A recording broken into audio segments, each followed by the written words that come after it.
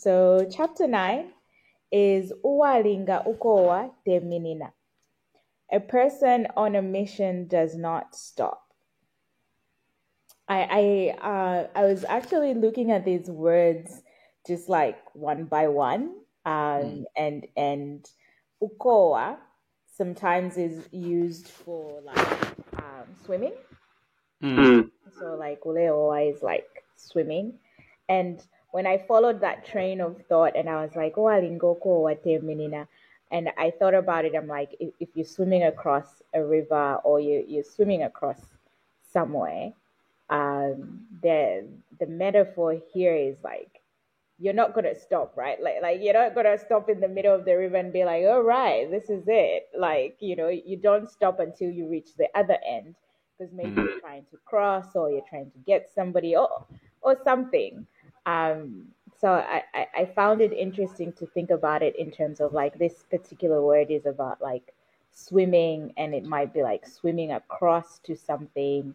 And if you're on that journey of swimming across to something, you're not going to stop until you kind of get to the other end. Yeah. Like your swimming has a mission, different to walking, right? Walking is like, you could walk it, but if you're in water and you're swimming, at some point you need to get out.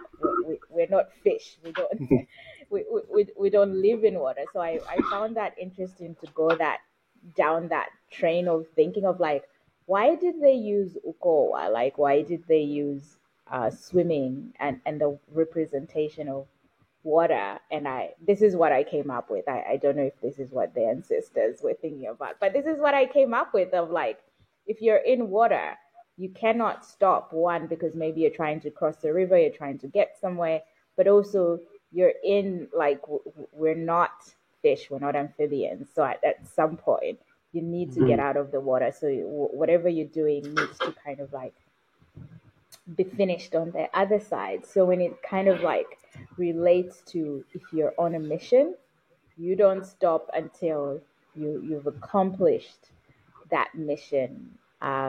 It is an interesting metaphor to think about as well.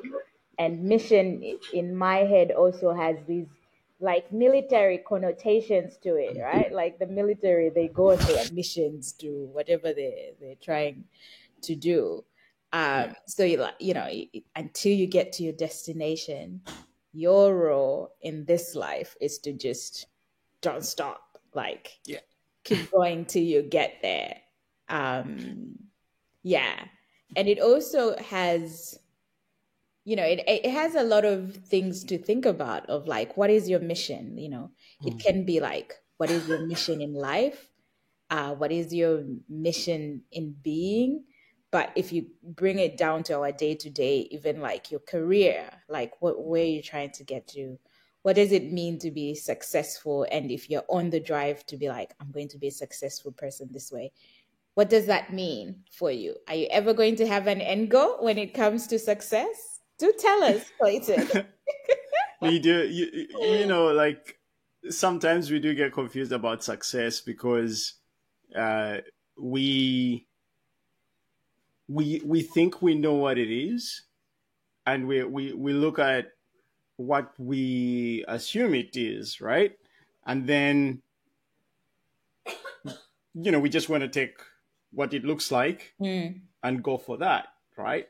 You see someone driving a fancy sports car and go like, they look successful. That's it. That Mercedes Benz is, I should work towards that, right? Mm-hmm. But and you hear a lot of these stories like, like then I worked so hard and then I could afford it and then I got it and then I did not feel successul. I did not. What is that book about the monk and his Ferrari or something? Yeah. And so you kind of like, and then you were like, wait, there's people with like 10 Ferraris in the streets. What the heck? I'm not as successful as I thought I was. Yeah. Now I need to have 10 Ferraris to be successful. The bar has just gone up. But that's because you're importing. You're looking for it, outside, and I think it's not a bad inspiration, but I think there's some work there. Like when you see the fancy Ferrari, for someone who you think they look successful, maybe, use that as an inspiration for you to figure out what is your thing. What Mm, is that thing that uh, you feel like you would be successful? And I think we miss that opportunity a lot because we kind of just look outside and go like, no, I know what successful is. It's that. Look, the painting behind my ass. If I can have that, I will be successful. mm, But will you? You don't yeah, know, right? Yeah. yeah.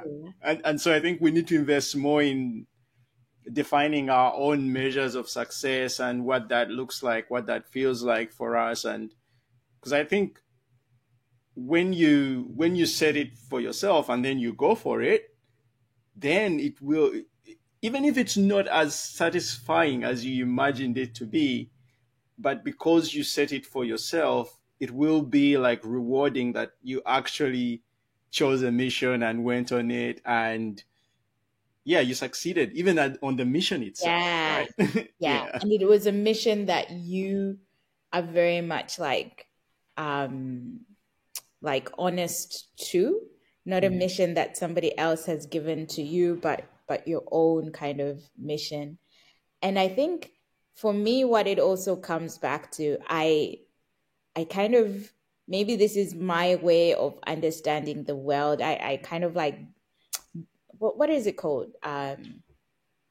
Decompactment. I don't know what the Compartmentalization, is it? Yes, yes, Yeah. yes, that's it.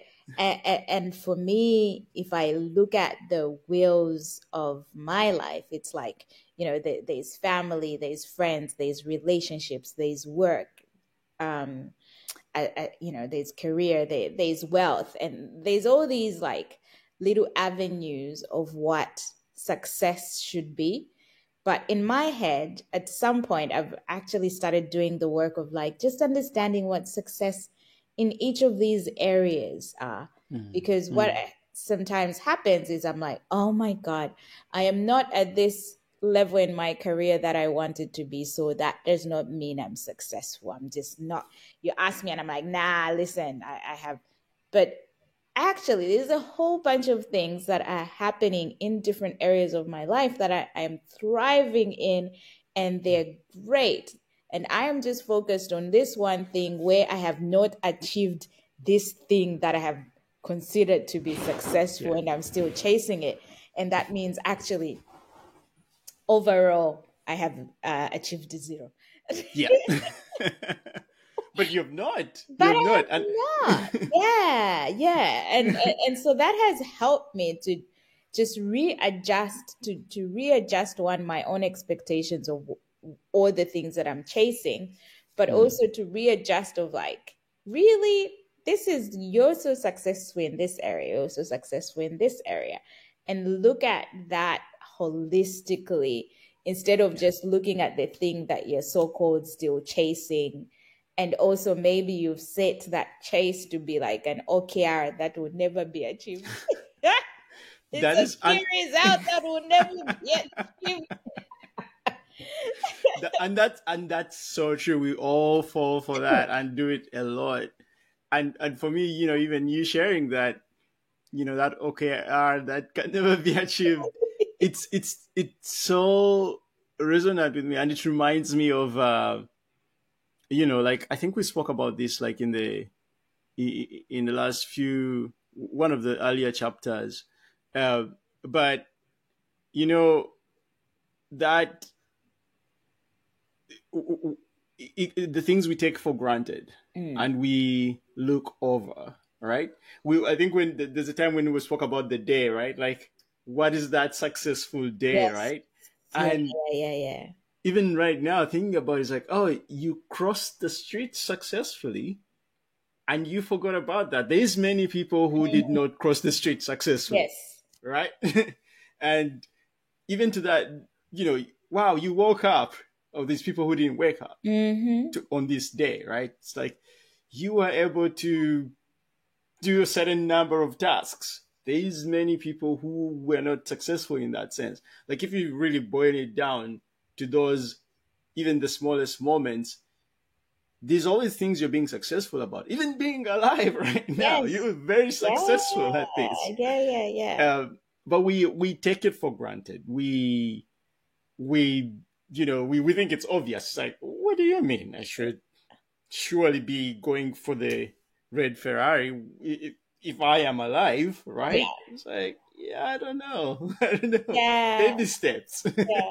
Very much. I remember I was having discussions. I can't even remember what the conversation was with friends of mine. And I love Range Rovers. Whoever wants to donate a Range Rover, please donate it. I am here. I am willing. Um, but I can't remember what the conversation was about. And I was like, oh, yeah, you know what? I would love a Range Rover. And my friend pulled me up of like, you could have one if you wanted, but you chose instead to buy a house. So now you have a house instead of the car. And I was like, why do I have friends like this? Why do I have friends like this? But no, I kind of like I love it because they pull you back on your BS as Yeah. well because it's choices, right? Even success and how we view success is our own choice. And if Yeah. you choose a certain path, be happy in that path because you are actually doing really well in Mm. that path, not in the path that you're kind of like side eyeing and like, I wish that, I wish that. You're doing well in the path that you've chosen, and we should be doing more of celebrating those missions of ours because I also think ultimately, if even if we think about life in general, uh, success will never end. Yeah. It's never an end goal. So it's about like, you know, accepting the little things that are in the way and just celebrating those little things and going, yes, I have achieved this. Let's sing it on every mountaintop, you Yep. know? Because that is your measure of like the things that give you life and that are Yeah. important to you in this your mission of being alive as well. Yeah, totally, totally. And you have to. You can't celebrate them if you don't uh take them seriously and, Mm, and actually see them and not take them for granted. And I think for me, like that is it. Like taking things for granted is a very big way of missing the point, because then you sort of like downplay things hmm. because you're just running the assumption that, no, they're given, Yeah. they should be, and nothing really is given. Hmm. uh and until, like what we were saying before, like until life beats you and drags you into the scenario where you kind of like get to realize that. Before then, uh you know you you're sort of like blind to all of that. Hmm. Until that happens, you're like, oh wow, okay, all right, I think I need to reprioritize. Yeah. Yeah. Yeah. Yeah. Yeah. And also like thinking about priorities as well and not, not giving up on things. Sometimes it's just life for us to expect. I think we get into two ways. Either you start on something, you start on your business project, you start on your podcast, you start on your writing, Clayton, and life gets to you, and you're kind of like, crap, you know. I give up or I put it on rest and I'll never look at it again. And this is also a reminder to be like, hey, if this was something that you really valued and you wanted to do, keep going. Like you still have work here to do. But we fall into these things where sometimes you're expecting things just to be so easy and to go Yeah. smoothly. And the moment you hit a bump, you're like, oh, woe is me. Instead of just going, the bump is part of this process. I Yeah. should just keep going Keep going. and look at it that way. Or we take the other mindset of like, hey, it's all hard. You Yeah. need to fill in this form. You need to know this framework. Or you need to set up a new account and do this and do that. And I'm not great at social media. You know what? Forget it. I'm not going to start. And you leave it Mm. like that. So it's like, it's too hard. I don't care. I'm not going to do it. Or it's too easy. And then when something happens, you're like, oh, um, I shouldn't. I but shouldn't yeah, keep doing. Yeah. it's like the balance of both is needed. It's not going to be everything is easy cruisy, but also it's not going to be everything is hard, let's just drop everything type of thing. Yeah. Like they say, what is it? Everything in moderation, Yeah. including moderation itself. Yeah. And you're like, but I want more sugar. No moderation when it comes to sugar. No, no. Moderate your moderation. Yeah. So maybe Oh wow. we can end with thoughts um on what are you balancing on your mission, Clayton? Oh What wow. is it that you're moderating and balancing? Now, frankly, for me, it's all boiled down to, I think even for like the last 2 3 years now, it's always been about trying to optimize my day, like my successful day. I would like to win as many days as I can, right? Knowing And you, I'm sure you're winning like 200% of days. no, no, no, it's terrible. It's terrible. We're still like around this 50-ish percent. It On the does past drop down month. to we're in the pass mark. It's like, yeah, I'm alive. All right, okay, we'll try again tomorrow. But in all seriousness, it's been around just trying to win the days, and like when you get a family, it becomes even more challenging because you to win your day, it means that everyone else has to win. Otherwise, it's not it's not a Mm, success. And so you're always like, the challenges I'm solving for is like, can we get out of the house on time for school drop off every day? Can we be consistent never, for this week? Can we never, try, right? never. You're always 5 minutes over. Yeah. And Always your five kids are minutes like, over. what can I do today? My sock, Yeah, which I had put on this particular location, today it's not there. It's it's not not. there at all. Yeah. And that throws the morning off. It's like, oh, we were doing so well until they had to do the shoelaces. Like, oh, God. And you can't do the shoelaces for them because they have to learn to do the shoelaces. Exactly. Yeah. And so Yeah. it's like, so close, so close. I mean, the other day we made it to a dance class on time. And then, friends comes like, wow, this is new. How come you guys aren't?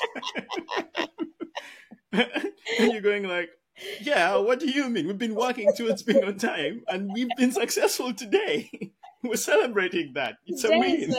a hit. We got you Yeah. done efficiently. The Yeah. workflow worked. Yeah. Yeah. And so it's like it's in those little mundane things. It's like, oh, I did manage to cut my grass before the rain this time Mm, around. Yay. yay. Win. I got my bins out. Yes. I didn't miss the bin track. And it's in those little things, it's like the trash did not, the trash is not overflowing. Yeah. Yes, managed to get it in time. Yeah, it's like, yeah, that's, for me, that's where it's at. It's like trying to manage that orchestra and keep it above the pass mark. Yes. Ah, tell you, you have a good mission on your side, so you're good. Now, I feel confident that we can get somewhere, right? Like, Yes. I am really in that kind of like realization side of things. I'm not a parent, but I do kind of like I'm a good auntie and I'm also a foster carer. And what it just like I think what my brain has constantly now like is like relearning is like you can have all the plans you want in this life. Where kids are concerned, forget that. Like Yeah. everything is always out the door. You're like, this is the plan. We'll have breakfast this time. We'll leave this time. All of a sudden, you're like, so we're not going now? Okay, now we need to deal with these emotions. And then 1 hour later, they're like, all right, let's go. I'm excited. And I'm like, I'm no longer excited to go out anymore. Yeah, that is it. That is the story of that. But I think it's in a it humbles us. Yes. Like, and I think going back to something we spoke about earlier, it's like them working much closer to that range of play, like always trying to get the playfulness happening in whatever situation. I think it grounds you and brings you back to earth, because like sometimes we forget about all of that and we're overly serious, overly goal focused, Yeah. trying to achieve whatever we're trying to achieve, whatever measure of success we're trying to hit, the OKR. Yeah. and then we forget, oh yeah, you have to achieve it playfully as well. Yeah. That is such a really good thought as well, of like you get your blinders on. You just get your blinders on, and especially like with growing careers, you get your blinders on. You forget that you have family, you forget that you have friends, you forget that you have other things that you need to nourish you as a person as you're going, because you're just like, this is my goal, I need to do this, and you're just focused on the goal, and everything else is like blinded out.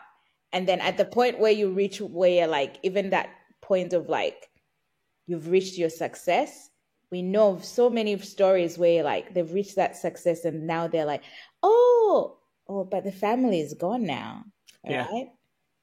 And you can't share that joy with anyone because you've just blinded them out for years, and now you're like, I want you, let's celebrate my success.